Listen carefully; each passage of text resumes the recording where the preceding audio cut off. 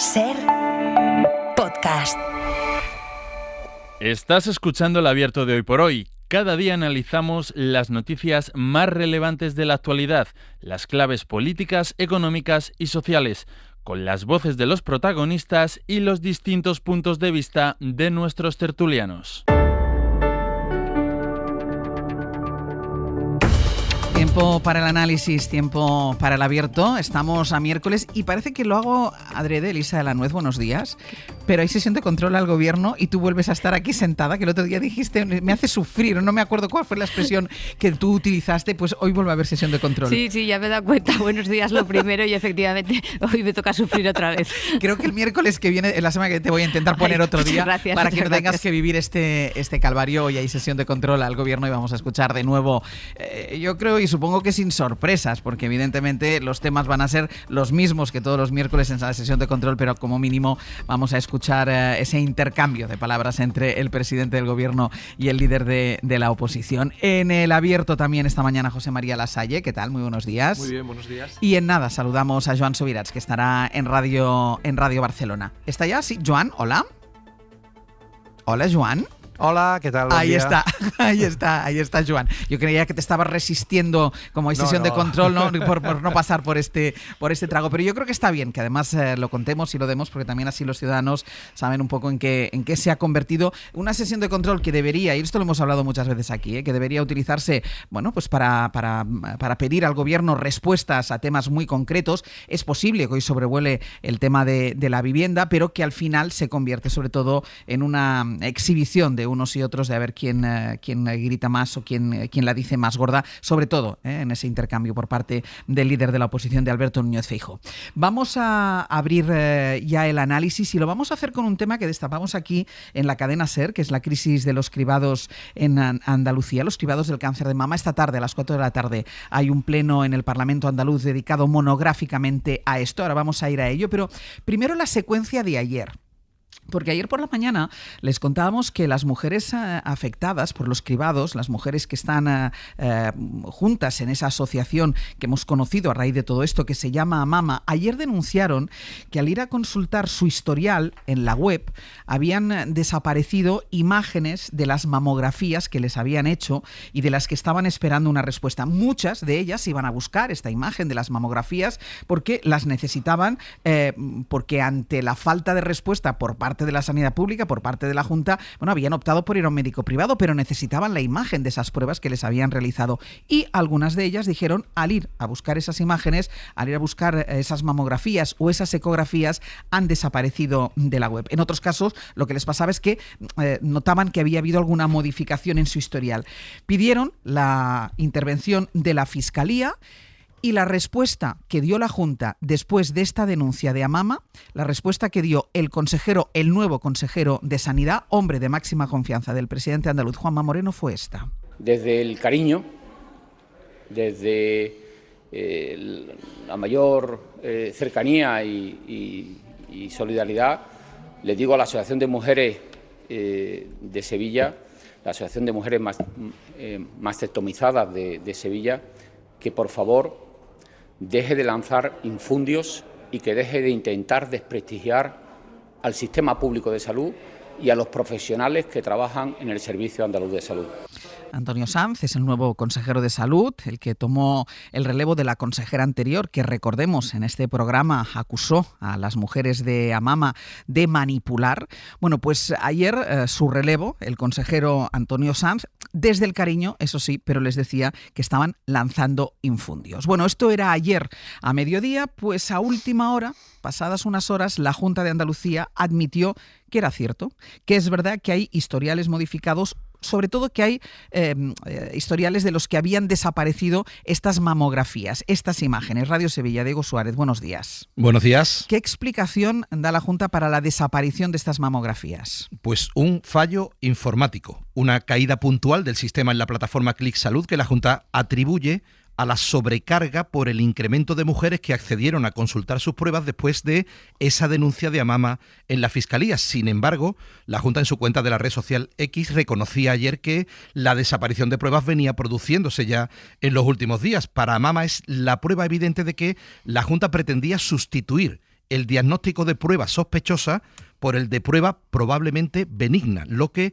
a juicio de esta asociación, perjudica a las afectadas que decidan interponer una denuncia judicial. La Junta acaba de confirmar que el servicio ha quedado restablecido a la 1:36 de la madrugada y que el consejero de Sanidad acusó a Mama de lanzar infundios porque habían denunciado el borrado de pruebas, y eso no es verdad, porque ya vuelven a estar disponibles en el sistema. Para la oposición y los sindicatos, Sanz y la Junta se equivocan atacando a las afectadas, una prueba más, dicen, de un escándalo que ya vaticinan seguirá creciendo. Pues así llega ese consejero recién nombrado, Antonio Sanz, a su estreno, porque esta tarde, como decíamos, se va a celebrar, como estaba previsto, un debate monográfico en el Parlamento andaluz para analizar qué ha pasado con los cribados, y él va a ser la voz del gobierno en este caso, ¿no, Diego? Sí, va a comparecer Antonio Sanz, no lo hará el presidente, como reclamaba en bloque la oposición. Moreno Bonilla, que ha reconocido ya que la sanidad pública andaluza tiene un problema estructural, cuando hace 2 semanas lo limitaba al Hospital Virgen del Rocío de Sevilla. La Junta va a detallar en este pleno los planes de choque que contemplan contratar hasta 1.200 nuevos médicos. El problema es que no se pueden contratar porque no quieren ir al SAS. El presidente del sindicato médico, por ejemplo, decía Ángels esta semana que un médico en la privada en Sevilla gana en una semana lo que uno del SAS en un mes. Todos los partidos exigen ya más dimisiones ante un escándalo que de momento se ha cobrado a la consejera de Salud y también a 2 altos cargos, y que amenaza muy seriamente las expectativas electorales del Partido Popular en Andalucía, que hasta hace 3 semanas auguraban unas autonómicas en junio sin rival para Moreno. Ese viento electoral tan favorable hoy, Ángels, ha cambiado. Diego, gracias. Hasta luego. Bueno, volver a tropezar el gobierno andaluz en la misma piedra. Recordábamos que fue aquí la anterior consejera cuando desvelamos el asunto de los cribados, de esa falta de respuesta a 2.000 mujeres, en principio, que no sabían que sus mamografías eran sospechosas. En la entrevista que le hicimos aquí en Hoy por Hoy fue cuando ella acusó a esas mujeres de manipular, y ayer es el consejero el que dice que están lanzando infundios. Si después la explicación, que puede ser, no puede ser, pero la explicación que da la Junta es que ha habido una caída informática, que menos digo yo, ¿no? Que el consejero esté al tanto de lo que está pasando, sobre todo porque va a responder a una denuncia que han hecho estas mujeres ante la Fiscalía porque han entrado en la página web y no estaban las mamografías que estaban buscando. Joan, yo no sé si esto denota un nerviosismo y además hacía referencia ahora, Diego, a las consecuencias electorales que pueda tener esto para Juanma Moreno. Yo no sé si esto denota el nerviosismo que hay en la Junta por este tema. Bueno, yo creo que lo que se detecta claramente es que el tema ha tocado un punto muy sensible en la percepción social sobre la cuestión de cómo funciona la Junta de Andalucía. El relevo de la consejera de Sanidad, se intentaba, digamos, de alguna manera responder a ello. No hubo suficiente. Ha tenido que nombrar Juanma Moreno a su número 2, sí, Antonio Sanz, porque es consejero de presidencia. Sí. O sea, y ahora acumula, aparte de su función de presidencia, la de sanidad, lo cual quiere decir que se reconoce que esa crisis es de un nivel muy profundo. Hay un tema muy de fondo también, que lo acabáis de mencionar, que es que yo creo que si la sanidad pública no funciona como tiene que funcionar, un sector muy significativo de la clase media puede empezar a pensar que no tiene asegurada el control de su salud en el ámbito público y empieza a ir cada vez más al ámbito privado. Habéis hablado, por ejemplo, de que se piden un poco las mamografías, se buscaban las mamografías para poder ir a un médico privado. Esto, evidentemente, hay mucha población de Andalucía que no lo puede hacer porque no tiene los medios para pagarse una mutua privada, pero esto pone en peligro una de las claves del estado de bienestar, ¿no? Que es que, digamos, hay una amplia parte de la población, una gran mayoría de la población, que confía en los servicios públicos, sobre todo en sanidad. Si esto no es así, esto va muy al fondo. Entonces, esto ha sido querido, no ha sido querido, forma parte de una estrategia de la Junta de Andalucía en los últimos tiempos, en los cuales se ha abandonado la inversión en el sector público de salud para favorecer de alguna manera las mutuas privadas. Es verdad que el propio presidente Juanma Moreno ha reconocido que quiere fichar para el año que viene o quiere contratar para el año que viene más de 5.000 personas del ámbito médico, del ámbito sanitario, quiero decir, de ellos 1.000 médicos más, lo cual es reconocer que ha habido un problema de falta de inversión estructural en el tema de la sanidad. Es decir, realmente, a partir del tema del cribado, lo que está aflorando es en esa especie de iceberg, ¿no? Digamos, hemos visto la parte de arriba, que es el tema del criado, y ahora empezamos a ver que hay un problema mucho más de fondo, que es el problema de la sanidad pública en Andalucía. Lasalle. Sí, yo creo que es un problema que desgraciadamente comparten la totalidad de las comunidades autónomas. Creo que el sistema sanitario en nuestro país está en gran medida asomándose a un colapso estructural como consecuencia precisamente de que ha faltado inversión, coordinación, capacidad para poder realmente vislumbrar con prospectiva hacia dónde evolucionaba la demanda sanitaria en nuestro país y las fórmulas de acoger una paulatina privatización de la sanidad a través de mutualidades privadas tampoco está siendo realmente eficiente, porque estas también están colapsando. Es decir, el caso de Madrid, y lo digo desde un testimonio personal, es una realidad que está ahí. Es decir, yo esta semana he tenido que ir a una clínica, y no voy a decir el nombre, pero es que prácticamente está reproduciendo las colas y está reproduciendo el diferido en la prestación del servicio para hacer pruebas de cualquier tipo. En la sanidad privada. En la sanidad privada. Y aquí se está produciendo algo que Joan indicaba muy correctamente, y es que está provocando el malestar creciente de esa clase media que no solamente está con sus impuestos pagando la sanidad pública de todos, sino que al mismo tiempo, por las razones que sean, que no vamos a analizar porque tendría que hacerlo yo también en mi caso, pero creo que prácticamente todos los que también tenemos un seguro privado, han llevado a que acudamos también a la sanidad privada como un complemento asistencial en función de nuestra capacidad de renta.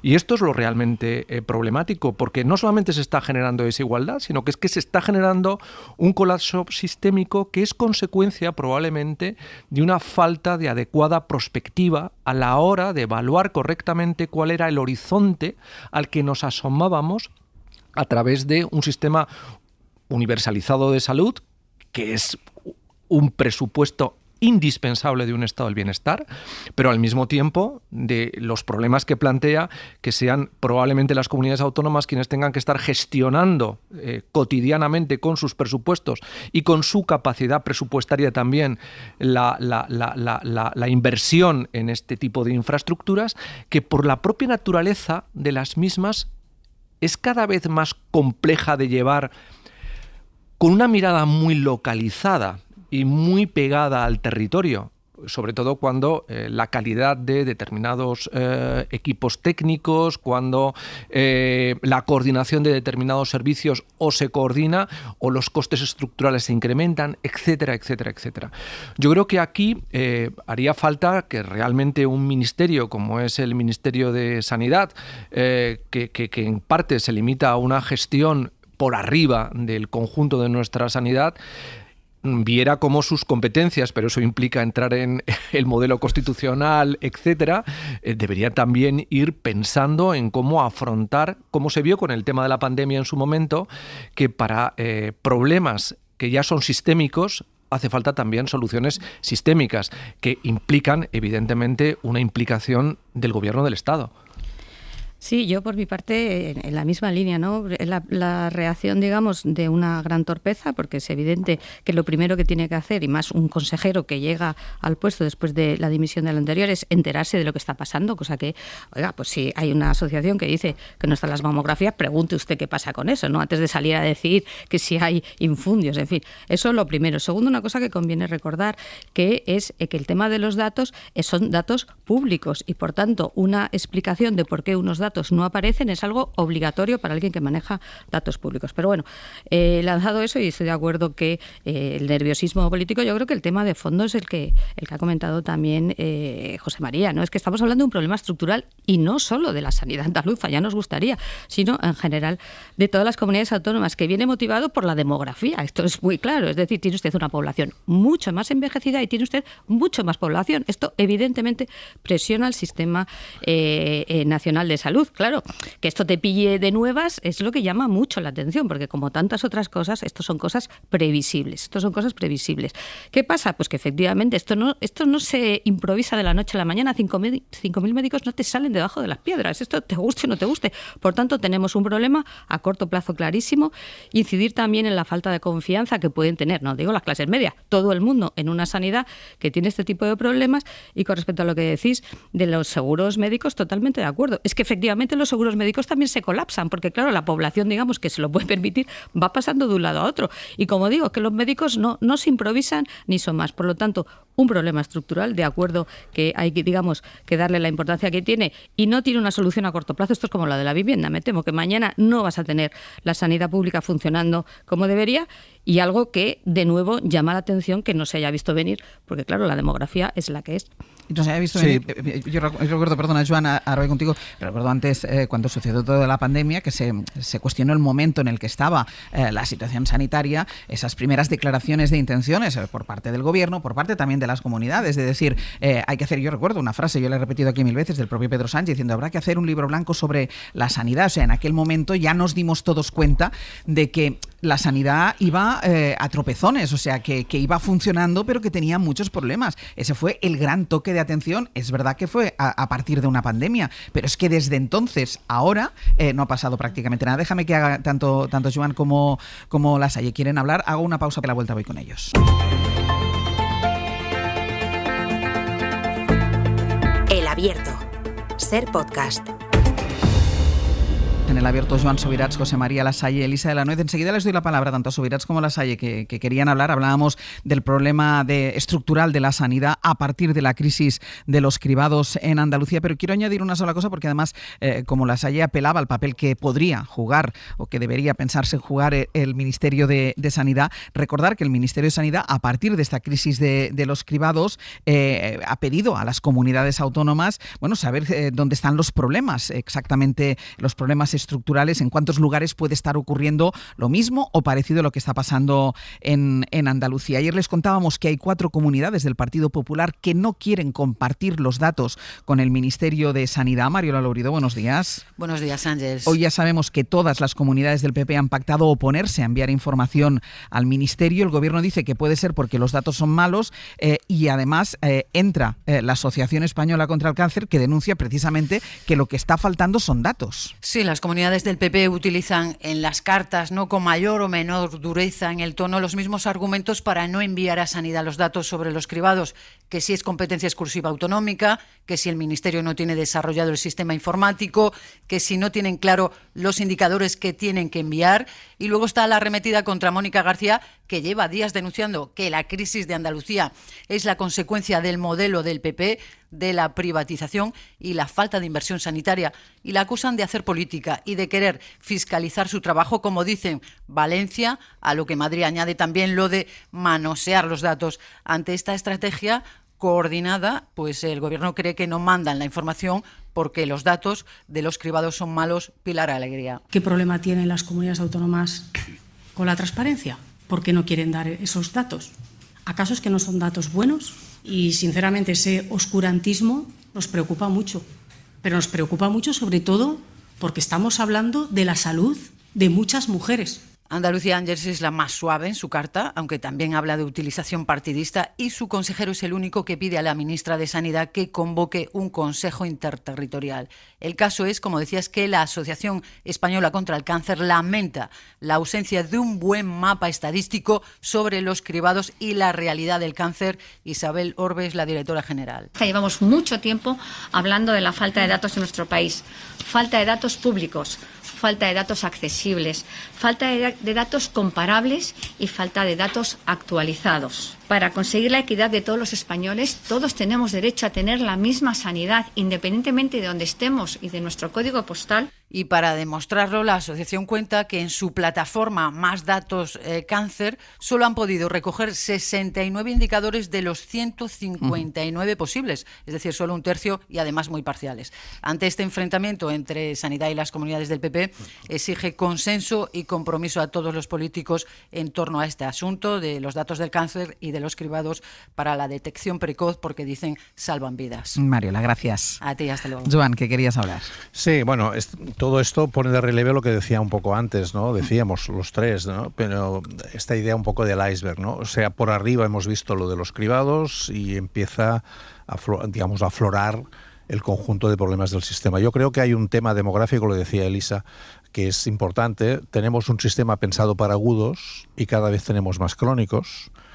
Esto no liga con el tema de los cribados, porque allí realmente es un problema de agudos, pero el sistema le cuesta mucho funcionar porque tiene que atender cada vez a una gran parte de la población que va a tener una mala salud de hierro, por decirlo así. Es decir, que va constantemente y sistemáticamente a tener problemas por la edad, por su cronicidad. Y esto va a obligar a cambiar hacia una lógica más sociosanitaria que estrictamente sanitaria. Esta es una parte del problema. La otra parte del problema, lo que decía antes José María sobre el papel del Ministerio de Sanidad. Precisamente en el tema de los datos, es un tema en el Ministerio debería hacer una función, digamos, de carácter federal, por así decirlo, que trabajar muchísimo más con los datos. Es insólito que precisamente uno de los grandes avances en sanidad, que es que mi historial clínico, si hoy me pongo malo en Vigo o en Sevilla, el historial clínico que tengo en Barcelona va a viajar y va a permitir que en cualquier sitio de la sanidad pública me puedan atender. Si la gente empieza a ocultar datos, esto es terrible, porque precisamente es uno de los grandes avances en el tema de sanidad, es que el historial clínico sea accesible desde todas partes. Si ocultar datos implica intentar evitar tener problemas, entonces realmente necesitamos un Consejo Interterritorial de Salud muy sólido, que trabaje en una lógica federal y que avance. Y es absurdo criticar diciendo que esto es hacer política. Solo faltaría que no hiciéramos política en esto. La política consiste en discutir quiénes son, cómo se distribuyen costes y beneficios, quiénes son perjudicados y quiénes son beneficiados. Por lo tanto, se tiene que hacer política sobre esto, es evidente. Aparte de que es que en el ámbito precisamente de la gestión de los datos, a través de la existencia de una agencia de protección de datos, a través de la existencia de mecanismos ya de interoperabilidad que están haciendo posible que los datos circulen y haya una intercambiabilidad de información que facilita en un montón de ámbitos precisamente la capacidad de respuesta por el conocimiento que se tiene gracias a esa información de los problemas que van acuciando al sistema, como es en el caso de la salud de manera evidente, es algo que hay que trabajar, profundizar, pero también lo digo desde otro estilo. Me explico, es decir, está muy mal por parte de las comunidades autónomas emitir una carta de respuesta en esos términos tan poco institucionales, vamos a decirlo así, pero también la ministra debería comprender que si estás dirigiéndote a las comunidades autónomas y estás buscando su cooperación y su colaboración, no debes hacerlo en los términos en los que también se ha dirigido. No voy a repetir las declaraciones que hizo en la televisión pública al respecto. Es decir, si trabajamos por la cooperación, trabajemos desde el sentimiento real de comprender que es necesario cooperar. Cooperar en salud, pero es que los problemas que estructuralmente están emergiendo en nuestro país están afectando directamente a todos los ámbitos del estado del bienestar. Está pasando en la educación, está pasando en la universidad, está pasando en la movilidad, que descubrimos el otro día, porque también en un ejercicio de transparencia desde el Ministerio se nos informó que nuestras máquinas de AVE estaban envejecidas por el transcurso del tiempo, etcétera, etcétera, que ponen de manifiesto que todo lo que hemos sostenido alrededor de una lógica del estado del bienestar se nos está desmoronando. Y esto es lo tremendo. Déjame, que podemos continuar aquí después de la pausa, porque vamos a escuchar ese arranque de la sesión de control al gobierno y podemos continuar por aquí, que pedía la palabra Elisa.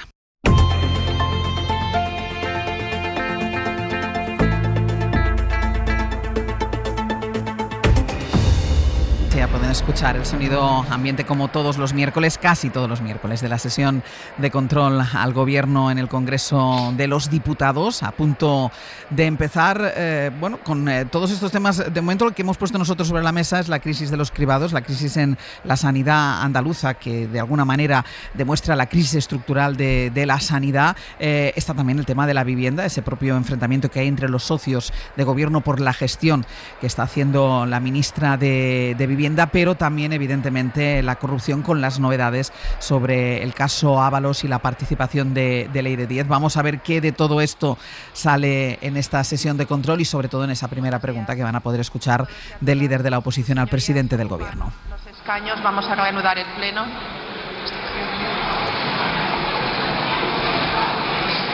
Anuncia ya el inicio de la sesión la presidenta del Congreso. Antes debo pedirles por segunda vez esta semana que guardemos un minuto de silencio. Esta vez será en recuerdo de Marta, la joven de 21 años asesinada ayer por violencia machista en Madrid.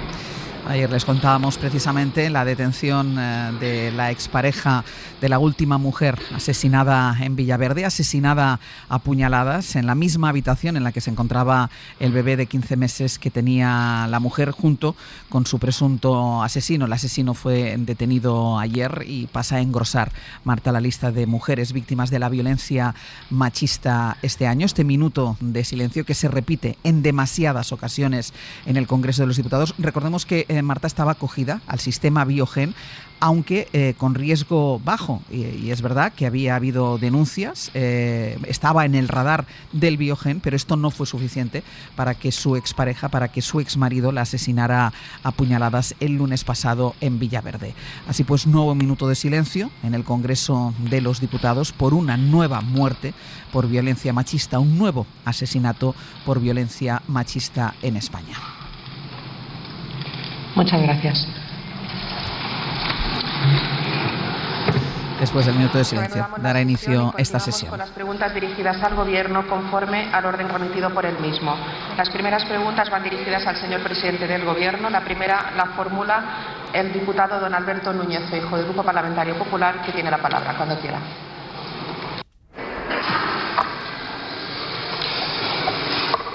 Gracias, presidenta. Señor Sánchez, cada vez que le pregunto sobre corrupción, usted me dice que la economía crece. Así que díganos, ¿qué datos económicos justifican que su vicepresidente del Gobierno, en un lapsus de sinceridad, nos haya dicho ayer en el Senado que hay gobierno de corrupción para rato? ¿Y qué dato justifica que usted ordene a un alto cargo de Correos, la señora Leire Díaz, que hay que limpiar sin límites para que nadie les investigue? Nada más, muchas gracias. Hace referencia al lapsus de ayer de Yolanda Díaz, que en lugar de gobierno de progreso, dijo gobierno de corrupción, y a las últimas informaciones de Leire Díaz que aparecen hoy en todos los medios. Muchas gracias, señor Núñez Feijóo. Señor presidente. Presidenta, señoría, lapsus los tenemos cualquiera. Usted es un campeón en lapsus.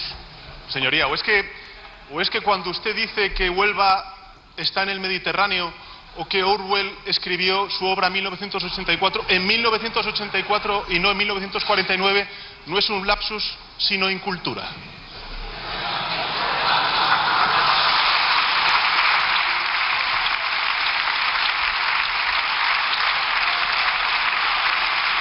Bueno, vamos al tema. Este gobierno, señoría, gobierna. No ha renunciado a gobernar, como usted plantea en su pregunta. Gobierna. Ayer mismo, ¿qué hicimos? 500 millones de euros para los enfermos de ELA. Reforzando el Sistema Nacional de Dependencia. Sí. 27 millones de euros a los agricultores afectados por los incendios de este pasado verano. A diferencia del señor Mazón, que lleva 9 millones de euros en el cajón sin utilizar para las víctimas de la Dana un año después. O también la aprobación de la Estrategia de Turismo Sostenible. Usted es el que ha renunciado, señoría. Ha renunciado a hacer una oposición útil. Ha renunciado a poner orden en su partido, señoría. Claro que sí. Ha renunciado, por ejemplo, a exigirle responsabilidades al señor Moreno Bonilla por la crisis de cribados, que es la mayor crisis de confianza del Sistema Nacional de Salud. Ustedes dijeron, señoría, que habían sido 4 casos y resulta que son 2000. La asociación AMAMA dice que se han han desaparecido datos de sus historiales clínicos. Ustedes dicen que es mentira y posteriormente, 7 horas después, comentan que ha sido un error informático. Mentiras, manipulación, mala gestión, recortes y desprotección de las mujeres, señoría. Es la forma que ustedes tienen de gobernar. Señorías, ustedes han renunciado a muchas cosas. ¿Ha renunciado usted incluso, está un tris, de renunciar a ser el jefe de la oposición y ceder los escaños al señor Abascal? Hace referencia el presidente del Gobierno a la literalidad de la pregunta que estaba registrada por parte del líder de la oposición, que es: ¿ha renunciado usted a gobernar? Era esta, ¿no, Sastre? Que a mí se me olvida. ¿Ha renunciado a gobernar? Ha renunciado a gobernar, y hacía referencia a la pregunta que no ha formulado así Alberto Núñez Feijóo. Mire, yo por lo menos no me equivoco de continente. Usted fue a Melilla y dijo que inauguraba usted el hospital de la Ciudad Autónoma de Sevilla. Pero, en fin, allá usted, señoría, como le gusta ser el presidente de la corrupción, pues sigamos. Mire, el 90% de los hogares declara haber perdido poder adquisitivo, mientras el 40% de los alimentos han subido. La vivienda la ha convertido usted en el primer problema de preocupación de los españoles. Ha subido el precio desde que usted es presidente un 38%. Y eso sí, han subido casi 100 veces los impuestos. Y los españoles nos preguntamos: ¿dónde está nuestro dinero? Si la deuda pública no ha parado de subir con usted y no mejoran los servicios públicos, ¿por qué no le explica a usted al electricista, al fontanero, al panadero que se levanta a las 5 de la mañana porque tiene que pagar un 40% más de impuestos? ¿Sabe una cosa? Usted se toma a los trabajadores como cajeros automáticos. Mire, después de 7 años de gobierno, a los jóvenes que no pueden adquirir una vivienda les ofrece llamar por teléfono y un anuncio de publicidad institucional que es una vergüenza. No me extraña que la mitad del gobierno le pida que cese a la ministra de Vivienda. Y las familias que no llegan a fin de mes, usted les ofrece otro vídeo que no es un lapsus, es un vídeo del señor Sánchez para cambiar la hora. Mire, no subestime usted la inteligencia de los españoles. ¿Sabe los únicos que viven mejor en España ahora? Su gobierno, los 1000 asesores y los que iban todos con usted en el coche de las primarias. Mire, le pregunté aquí 2 veces por el señor Cerdán. Le dije: ¿usted cree que el señor Cerdán es honrado? Usted me dijo que sí. En nombre de los millones de españoles honrados, le pregunto: desde que usted es secretario general, ¿el Partido Socialista se ha financiado ilegalmente o no? ¿Sí o no? Muchas gracias, señoría. Pues ha dejado muy poco tiempo Pedro Sánchez para la respuesta. Claro que tiene tiempo suficiente para esta pregunta tan directa, o un sí o un no, tiene tiempo. De hecho, se lo preguntamos nosotros la semana pasada y fue un no rotundo. Vamos a ver. La semana pasada fue lo del ánimo, Alberto. Exacto. No, hace 2 semanas. O hace 2. Sí.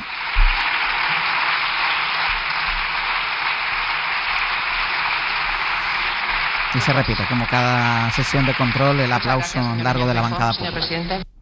Muchas gracias, señora presidenta. No. ¿No? Mire, usted va deseando siempre mala suerte a España. Señoría, mire, hace ya unos años, en marzo de 2023, usted dijo que para sostener las pensiones en nuestro país se necesitarían crear 1,7 millones de nuevos puestos de trabajo. Hoy se han creado 1,7 nuevos millones de puestos de trabajo. Por tanto, se garantizan las pensiones y España va bien gracias a este... Pues le ha respondido con la rotundidad. La pregunta era directa: ¿se ha financiado legalmente su partido? Y la respuesta ha sido no. ¿Y ese España va bien que incorpora a Pedro Sánchez en su respuesta?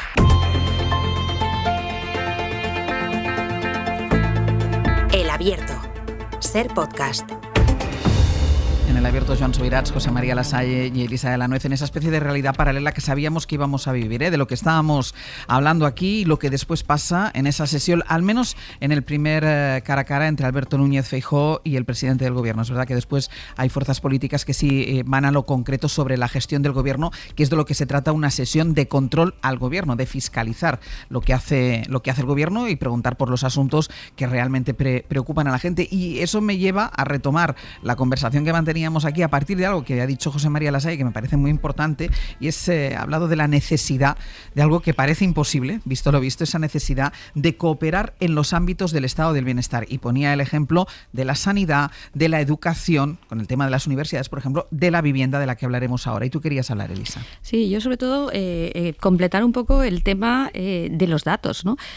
No puede haber una política pública seria sin manejo de los datos. Y los datos, como he dicho al principio, y es importante, los datos son son públicos, es decir, son los datos de los ciudadanos. Por tanto, ningún gobierno, ni autonómico, ni estatal, ni de nada, puede ocultar o no dar unos datos porque le viene mal, porque pueden poner, digamos, de relieve que sus políticas públicas no funcionan adecuadamente. Yo creo que esta idea es fundamental y que claro que eso debería ser algo absolutamente, como diría, normal, que eso efectivamente podría ser algo que el Ministerio de Sanidad debería poder gestionar y que además es posible técnicamente, que yo creo que esto también, ¿no? Porque los datos sanitarios, como sabéis, son datos especialmente protegidos, pero como es normal, eso se puede tecnológicamente hacer para que no se acceda, digamos, de forma indebida. Por tanto, esta idea de que los datos son públicos, que los datos son de los ciudadanos, que no se pueden ocultar en ningún caso y que son necesarios para abordar políticas públicas rigurosas y, por supuesto, con la coordinación de todos, creo que conviene repetirla mucho, porque a veces da la sensación de que los datos parece que son de las administraciones, ¿no? Es que yo no los quiero dar, es que me viene mal.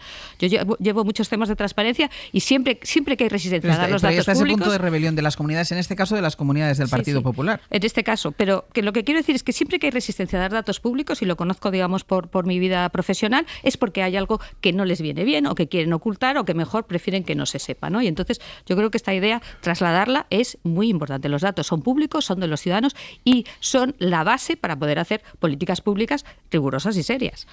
Vamos a hablar de la vivienda, que es otra de las cuestiones que ha estado en la actualidad en estas últimas horas, sobre todo por ese, vamos a decir, desacuerdo que hay entre las dos partes que forman el gobierno, entre el Partido Socialista y En Sumar. Hay una especie de malestar dentro de la formación de Yolanda Díaz por la gestión que está haciendo la parte socialista del gobierno en el tema de vivienda. Ana Fernández Vila, buenos días. Hola, Ángeles, ¿qué tal? Hasta el punto de que ayer, y hoy la ha vuelto a señalar también el presidente del Partido Popular, ayer Sumar fue quien llegó a sugerir, a insinuar la dimisión de la ministra de Vivienda. Después dijo que no quería tanto, pero bueno, la discusión de hecho ya se había colocado, ya estaba en el aire, así que le preguntaron a la ministra por ese vídeo polémico al que también ha hecho referencia Alberto Núñez Feijóo, un vídeo que ha lanzado el equipo del Ministerio de Vivienda y que ha despertado bastantes reacciones, y por esa petición de dimisión. La ministra lo despachó hablando de sus compañeros de gobierno, diciendo, bueno, lo que quieren es llamar la atención. Sí, la vivienda es uno de los temas que más enfrenta a los socios ya desde la legislatura pasada, pero ahora Sumar ha dado un paso más, llegando incluso a sugerir que la ministra Isabel Rodríguez debe dejar el gobierno. Y si la ministra no es capaz de asumir esas medidas urgentes, pues el tiempo, su tiempo en el ministerio sin duda se va a ir acortando. Esto dijo ayer, por ejemplo, Gerardo Pisarello, portavoz de los comunes, aunque después fueron recogiendo cable en Sumar ante el enfado que su movimiento ha causado en el PSOE. Un enfado que los socialistas ayer no ocultaban en privado, pero tampoco en público. Bueno, es normal, los grupos tienen que hacer su trabajo para llamar la atención. Lo importante es que estamos trabajando, que trabajamos juntos y Esto decía ayer la ministra Isabel Rodríguez, visiblemente molesta por esas críticas a su gestión y también por la polémica campaña, ¿no?, que comentabais, del ministerio que ironiza con 3 ancianos compartiendo piso. Sumar acusa a la ministra de inacción tras ignorar sus últimas propuestas y los socialistas minimizan las críticas y creen que lo que hay detrás es un intento de Sumar de sacar la cabeza en un momento difícil para ellos, como muestran las encuestas. El ala socialista del gobierno defiende que ya están desplegando medidas que se demostrarán, dicen, efectivas, como es el Plan Estatal de Vivienda dotado con 7.000 millones de euros, y avisan de que algunas medidas de Sumar, como la de congelar los alquileres por decreto, puede ser inconstitucional porque es competencia, dicen, de las comunidades. Es ahí donde dicen que hay que presionar a las comunidades del PP que no aplican la ley de vivienda y piden a Sumar no confundirse de enemigo ahora que el PP trata de coger aire con la estrategia por la corrupción, también con la economía, como acabamos de ver en el pleno, en el que, como comentaba Sánchez, Feijóo ha aprovechado también este enfrentamiento entre los socios para hacer sangre contra el PSOE. Ana, gracias. A vosotros. Pues volvemos a lo que tú decías, ¿no? Esa necesidad de cooperación en el ámbito de las cuestiones del bienestar, y yo no sé hasta qué punto querrá o no querrá sacar la cabeza y levantar la mano Sumar en un momento con un horizonte electoral más o menos lejano, pero sí es verdad, y se lo preguntábamos al presidente del gobierno el martes pasado, que ha habido toda una serie de batería de medidas que ha planteado el gobierno, pero que no están llegando a la gente, no se están traduciendo en lo que debería ser la respuesta a una urgencia como es la urgencia de la vivienda.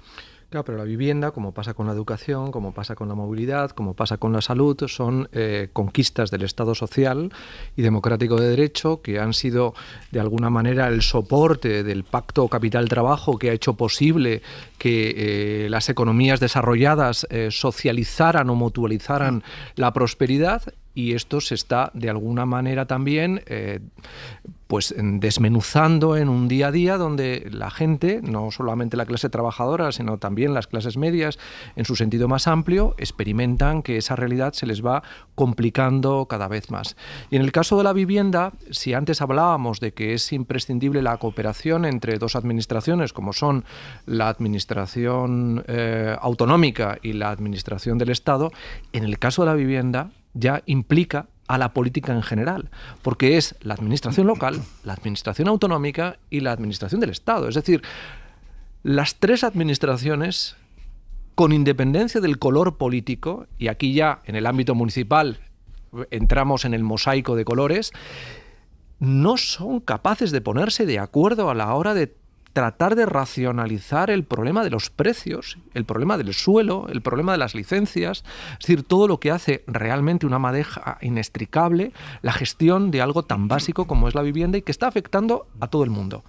Porque ya no solamente es que afecte a los jóvenes, es que afecta a los boomers que tienen que estar cediendo los pisos que formaban parte de la renta de ahorro acumulada durante sus años de trabajo y que antes se canalizaba hacia el alquiler, a dejárselo a sus hijos porque no pueden llegar con la pensión que tienen, etcétera, etcétera. Es decir, realmente lo que estamos poniendo de manifiesto con todo esto, y yo creo que este es el problema que nutre precisamente al populismo y nutre precisamente al auge de la extrema derecha y de movimientos antisistémicos, es que la política no se está ocupando de las cosas reales, de las cosas que afectan directamente a la gente, ya no en su bolsillo, sino en algo tan básico como es la certidumbre de una seguridad tan esencial como es saber dónde uno va a estar viviendo los próximos 5 o 10 años. Hablando de la vivienda y planteaba Lasalle, claro, el problema es que la política no está dando soluciones a un problema que ya no solo afecta a la juventud, sino que afecta prácticamente, es transgeneracional, podríamos decir, y esto al final lo que acaba alimentando es a los populismos. Elisa.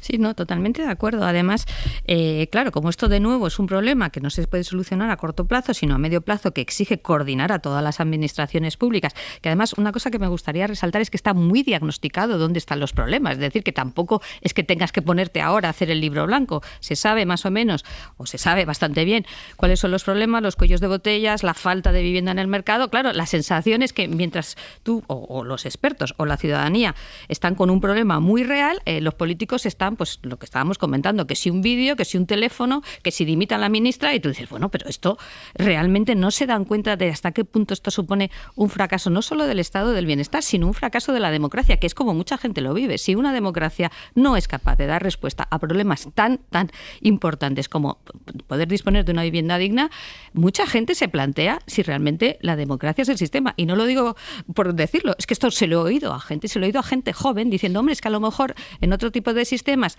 que tienen, digamos, menos cortoplacismo, menos polarización, menos tal, a lo mejor problemas como el de la vivienda se resuelven. Lo digo porque me lo han dicho en un par de charlas que he dado, y creo que esto nos debería hacer pensar un poco también, como dice Lasalle, hasta qué punto el no resolver problemas muy concretos de la ciudadanía y muy acuciantes puede lanzar a mucha gente en manos de populismos que ya sabemos que al final les van a dar la receta mágica de esto te lo resuelve un caudillo que llega mañana, que no se tiene que poner de acuerdo con nadie, que esto lo resuelvo yo, digamos, a lo Trump, por así decirlo, ¿no?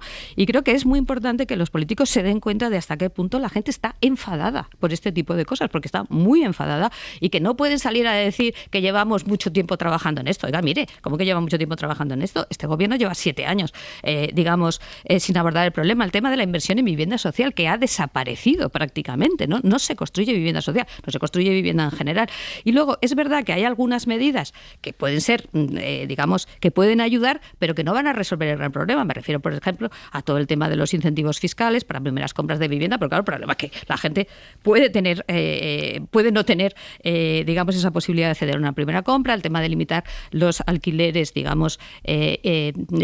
vacacionales o Airbnb. Todo eso son pequeñas ayudas que yo no digo que no haya que hacerlos, pero no abordan el gran problema de que faltan, pues no sé cuántas viviendas, pero a lo mejor estamos hablando, lo que he leído, de a lo mejor 150.000 viviendas nuevas al año, de las cuales además un porcentaje muy importante tendrían que ser vivienda social. Claro, la sensación es que nunca empezamos, ¿no? O sea, que seguimos hablando del tema, que sí hacemos consignas, hacemos declaraciones, pero hemos empezado a hacer algo. 7.000 millones para un plan de vivienda es muy poquito dinero, que no se nos olvide esto, ¿no? Que parece una gran cantidad, pues en términos relativos no es mucho dinero. El otro día también, y voy terminando, se hablaba de que se había aumentado un 64% la vivienda social. Claro, ¿cuál es el punto de partida? Porque un 64% de muy poco es muy poco, ¿no? Entonces yo creo que a ver si nos tomamos en serio este debate, porque creo que nos jugamos mucho, nos jugamos mucho. Sí, no, yo en relación a lo que decía antes también Lasalle, ¿no? Yo creo que él ha dicho, el estado de bienestar es esto, ¿no? Es sanidad, es educación, son servicios sociales y es vivienda. El problema es que en España nunca se ha tomado el tema de la vivienda como una parte intrínseca del tema del estado de bienestar, porque España y Portugal están en la cola de la vivienda pública en Europa, con un 2%, menos de un 2%. Son los países que están muy por detrás. Simplemente para que la gente tenga datos, en los Países Bajos estamos en el 30% de vivienda pública, en Dinamarca en el 20%, en Austria en el 24%, en Francia, para no irnos a los países nórdicos que siempre en este tema van mucho más adelante, en Francia es el 17%. Incluso en Italia, que está, digamos, muy cerca de nuestro modelo típico mediterráneo, están en el doble, en el 4%. Por lo tanto, España está en la cola. ¿Y esto por qué es así?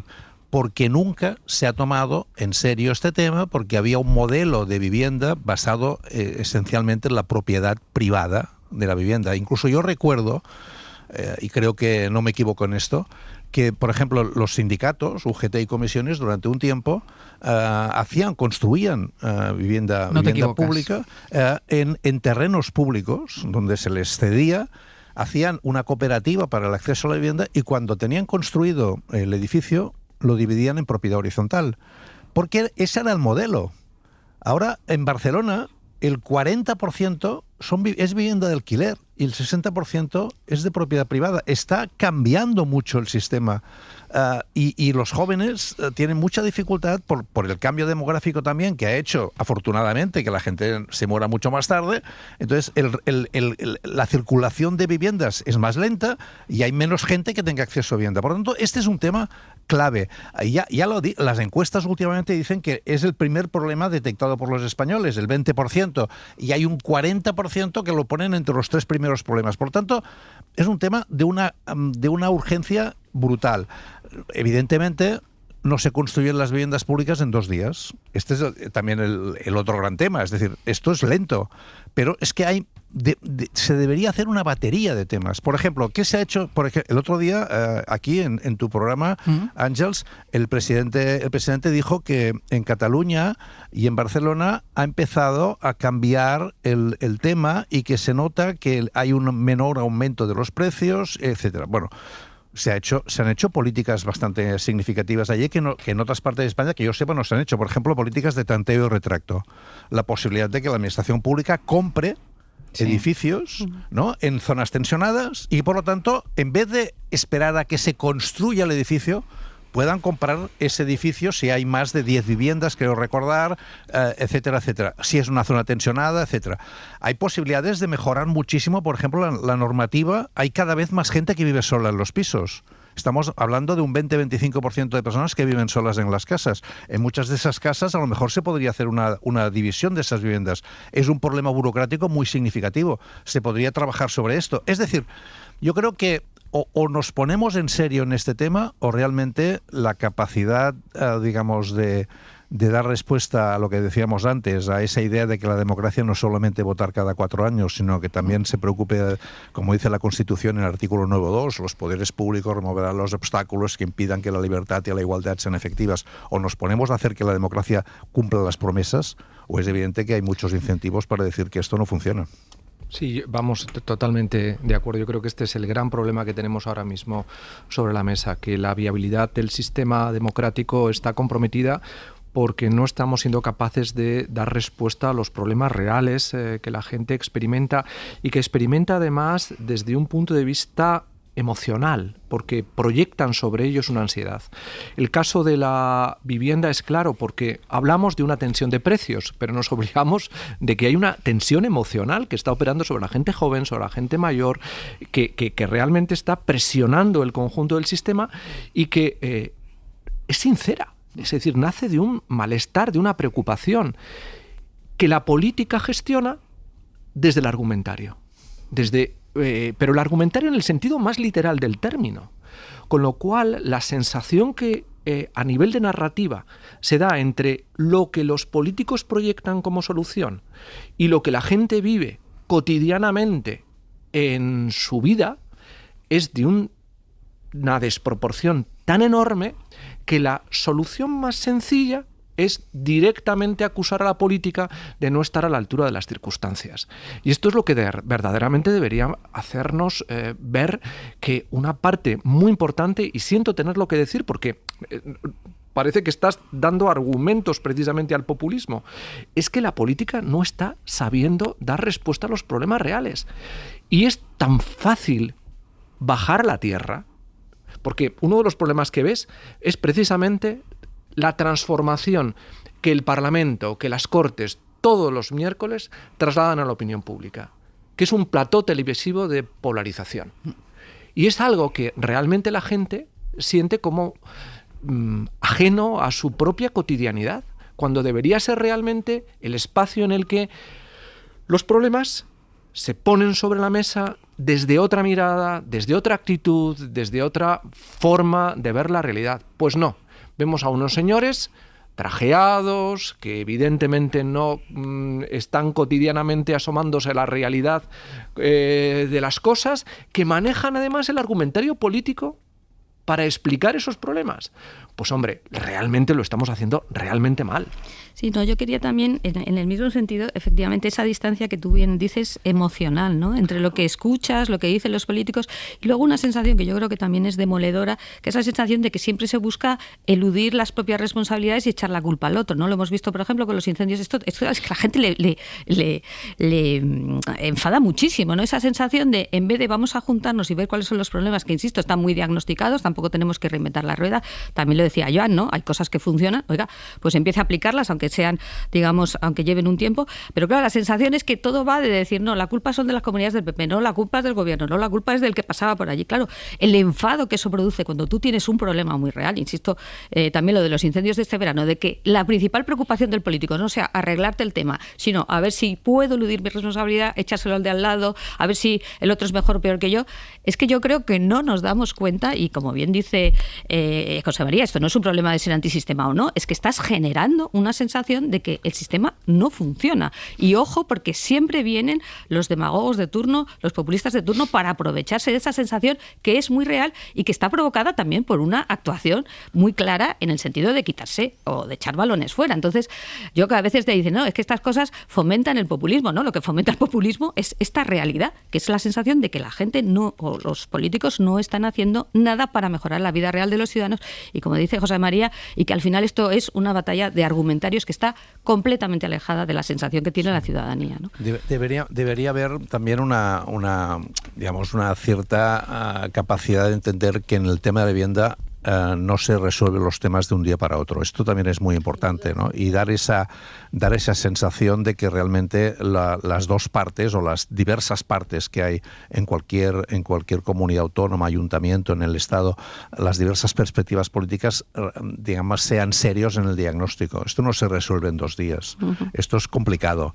Ahora sí que hay muchas más cosas que hacer, y en esto yo diría que la crítica que se hace a lo del vídeo o a lo del teléfono es por la sensación un poco de que se está, digamos, dando respuestas muy simples a problemas muy complejos, ¿no? Claro, pero también genera, yo creo, frustración, y es verdad, que todo el mundo debe entender que esto no es una cosa de una solución de hoy para mañana, pero yo también creo que genera mucha frustración porque llevamos mucho tiempo sí, escuchando, claro, y escuchando posibles soluciones, ¿no? Incluso escuchando medidas. Es decir, vamos a invertir tanto, vamos a hacer no sé qué. Claro, esto genera frustración. Bueno, ¿Esto en qué se está traduciendo exactamente? Pero si se empezara a ver que lo de las zonas tensionadas ha funcionado esa o no ha funcionado. Esa es una prueba. Esa es una prueba. El tanteo y retracto puede funcionar o no puede funcionar.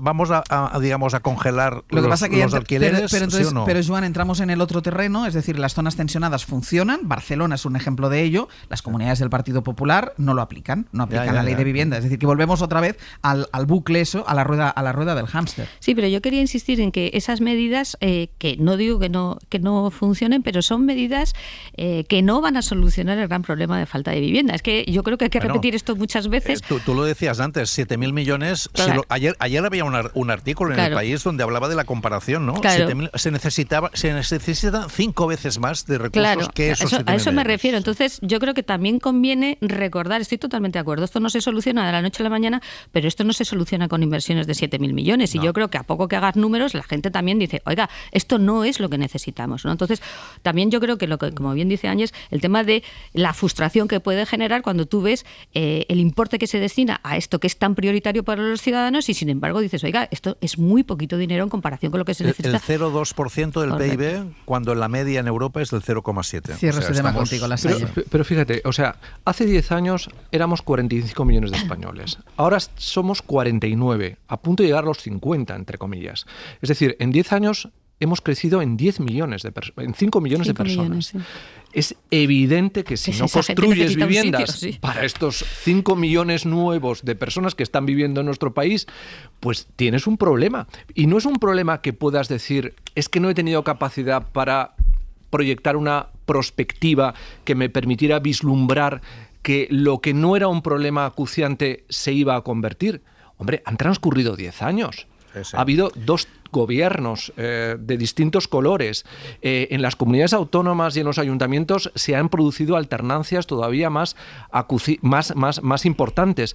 A ver, ¿qué es lo que está pasando? Pues lo que está pasando es que incluso, tú lo comentabas antes, Joan, es decir, la información que tenemos sobre el mundo de la vivienda, la información en datos, solamente poniéndolas correlacionadas, nos daría evidentemente capacidad para poder intervenir de una manera mucho más eficaz en el sistema. Pues no se afrontan. Y todo esto, yo creo que este es el problema que tenemos sobre la mesa, que cada vez la gente siente que estamos en un permanente impasse y vemos cómo los problemas crecen, pero la política maneja, insisto, el argumentario. Este es el dato. Hoy en el Senado, el Partido Popular, de hecho, ha empezado ya la sesión ahí, ahora iremos en directo a esa Cámara, porque hoy está previsto que ahí el Partido Popular haga uso de esa mayoría absoluta para aprobar un conflicto de competencias con el Gobierno. La idea es activar este mecanismo para que el Constitucional termine exigiendo a Hacienda que presente los presupuestos de manera inmediata. David Junquera, buenos días.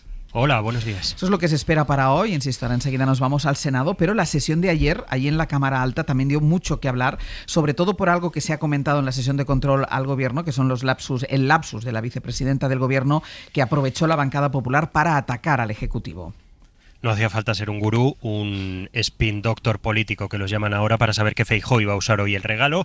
El caso es que el PP sigue con su plan para que el Senado, más que una cámara de segunda lectura, sea una cámara de primera tortura para el Gobierno. Un martes más, tormento para los ministros a cuenta de la corrupción. Tormento en estos términos. Porque usted miró para otro lado cuando se destapó que Sánchez se benefició de los negocios húmedos de su suegro. Usted, que da lecciones de ética y feminismo, se ha convertido en su meme.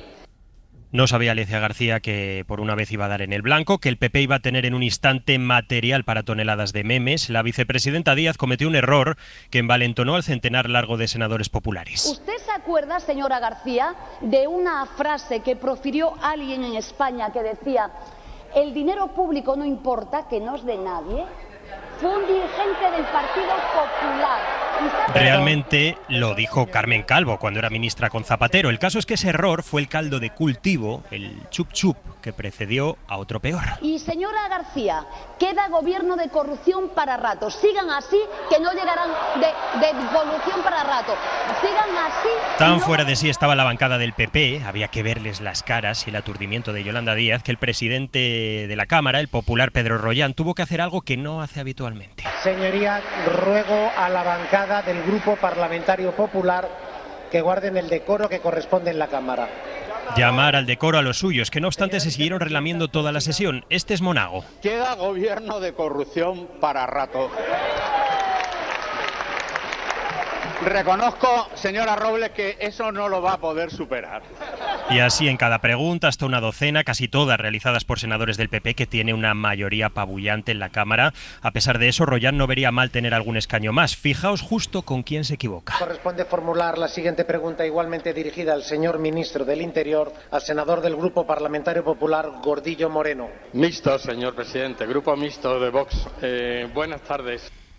Gordillo también se burló de Díaz, tal era el choteo que Marlaska salió en defensa de la vicepresidenta. Aquí choca con el popular Santamaría, sugiriendo que igual llega perjudicado a los plenos. Señor Santamaría, yo creía que todos ustedes eran un poco más inteligentes. Simplemente ha referido el calificativo que ustedes utilizan para este gobierno. No sé de dónde viene antes de llegar a estas sesiones del Senado. Señor Marlaska, me pregunta usted a mí de dónde vengo, quizá debía preguntarle a la señora Díaz de dónde viene ella. Y me dirá usted dónde está el Ventorro 2 en Madrid, porque yo creo que verdaderamente usted viene de un sitio así.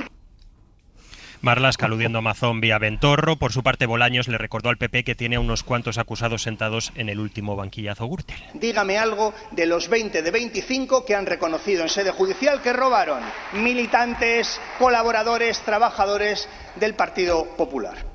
A todo esto tenemos que sumar, como estabais contando, que el PP va a seguir haciendo uso de su predominio en el Senado para aprobar un conflicto de competencias con el Gobierno. La idea es que desemboque en el Constitucional para que se exija a Hacienda que presente inmediatamente los presupuestos, y la sesión está siendo de nuevo calentita. A eso vamos, David, gracias.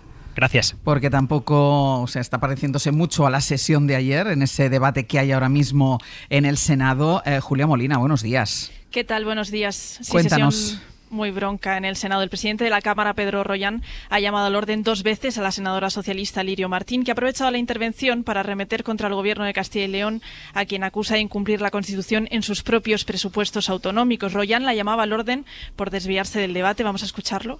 En Castilla y León y en España necesitamos un gobierno para las personas. Senadora Martín. En Castilla y León y en España. Senadora Martín. La ruego que se ciña la cuestión, pero ya la llamo al orden por segunda vez. 2 veces ha llamado a la senadora al orden. El PSOE ha arremetido contra el presidente del Senado por interrumpir el debate. Luis Tudanca, senador por Castilla y León, ha acusado en X a Rollán de ser un dictador al frente de la institución por no permitir hablar de Castilla y León ni criticar al PP, ha dicho. Rollán asegura que abordarán este tono bronco en la próxima Junta de Portavoces. Julia, gracias. A vosotros. Bueno, pues 2 sesiones muy broncas en el Senado. Claro, lo que pasa, Grasalle, que de fondo está el tema de los presupuestos. El otro día también le preguntábamos al presidente del Gobierno, dijo que este año sí se presentarían los presupuestos, que ya están fuera del tiempo establecido. El debate es la necesidad de los presupuestos para muchos de los temas de los que hemos estado hablando aquí desde que ha empezado el abierto. Y se ha convertido en lo que acabamos de escuchar. Claro. Es que es imprescindible que haya presupuestos. Es que una democracia parlamentaria hace que el Parlamento centre los debates en la elaboración de leyes, y la ley más importante que tenemos en una democracia es la ley de presupuestos. En Estados Unidos están sin presupuesto y la administración está cerrada. Esto forma parte de una tradición democrática que hay que saber respetar. Podemos improvisar, puede en un determinado momento efectivamente plantearse un problema que hace inviable la aprobación de un presupuesto un año, y para eso está la técnica de la prórroga de presupuestos, que está regulada legalmente, pero convertirlo sistémicamente en el modelo supone renunciar a algo tan fundamental como elaborar el presupuesto, que requiere prospectiva, análisis, evaluación de impacto y, sobre todo, acuerdo y consenso para sacarlo adelante si no tienes una mayoría pero propia. Pero acompañado de lo que nos respondió aquí el presidente del gobierno, se puede vivir sin presupuestos. Ya, pero entonces estás viviendo Sí. instalado en lo que yo comentaba el otro día, que es una democracia gubernativa, es decir, estás estrictamente gestionando el funcionamiento de la propia administración, pero para eso ya tienes reglamentos, o sea, no necesitas leyes, entre comillas, por reducirlo bastante al absurdo.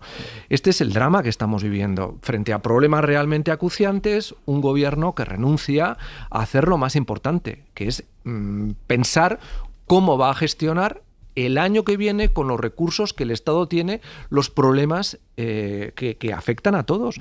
Y no hacerlo, creo que es una renuncia a un posible... Es una renuncia realmente a pensar en el futuro y a vivir de la inercia. Y eso no se lo puede permitir una democracia.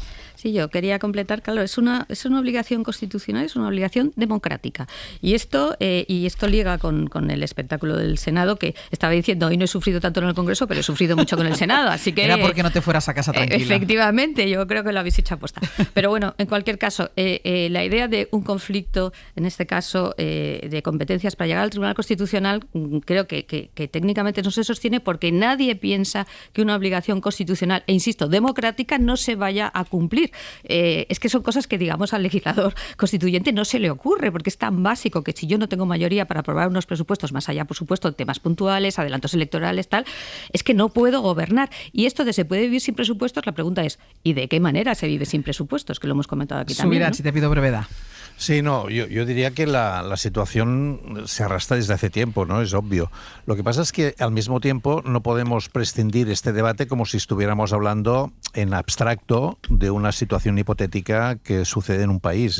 Estamos en una situación en la cual la posibilidad de que haya un gobierno de derechas y de extrema derecha radicalmente distinto, digamos, de los valores para mucha gente, menos para mí, radicalmente distinto de los valores que la propia Constitución, y antes he mencionado el artículo 9.2, defiende, hace que la voluntad, digamos, de mantenerse el mayor tiempo posible en el poder tenga una lógica de defensa de valores. Y eso realmente lo tenemos que discutir. Estamos hablando de política, no estamos hablando de cumplimiento estricto. Evidentemente, cumplimiento de las normas democráticas, pero dentro de los límites que eso permite. Yo creo que no es posible que el Constitucional obligue al Gobierno a presentar presupuestos. En cambio, políticamente, la posibilidad de defensa de una situación como la actual y de la voluntad de defender los valores que el gobierno de coalición defiende, yo creo que es significativo. Lo dejo aquí a pesar de que Elisa levantaba la mano, pero no da tiempo a más porque sí quiero, antes de terminar el abierto, como mínimo explicar. Pablo Morán, buenos días. Hola de nuevo, Ángeles. Los cambios que ha habido en la guerra, en el conflicto de Ucrania, estaba en el horizonte ese encuentro que tenían que mantener Donald Trump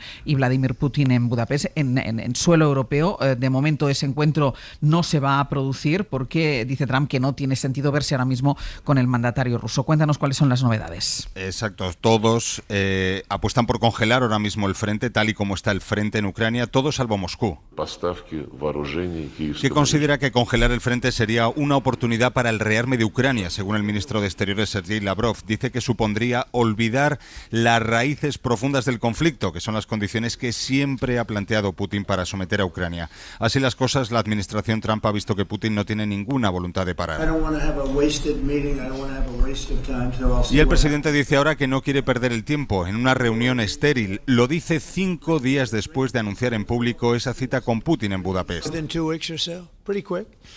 Eso lo decía el viernes, cuando daba por hecha esa cita. En 2 semanas, muy pronto, decía, después de renunciar a la entrega de misiles Tomahawk a Kiev y minutos antes de echarle la bronca a Zelensky por no entregar el Donbass a Rusia. Este no es en absoluto el primer desplante de Putin a Trump, pero este frustra el impulso pacificador del magnate norteamericano y demuestra que tiene muy poco poder de influencia sobre el Kremlin. Más bien, se vuelve a demostrar, Ángels, que es al revés. Pablo, gracias. A ti, hasta luego. Hoy por Hoy Magazine. Ser Podcast.